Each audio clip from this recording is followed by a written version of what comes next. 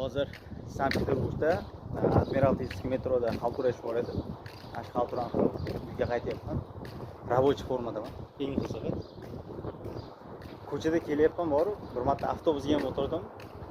Yo'lda kelyapman. Birorta odamni mana bunday ishi yo'qda. Birortasi nima deydi?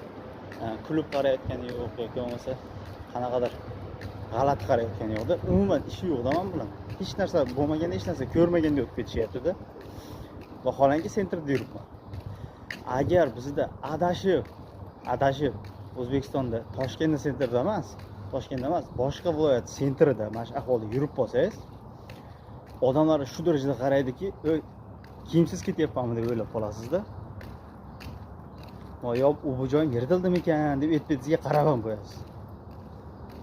Bilmadim men O'zbekistondagi odamlar nima deydi?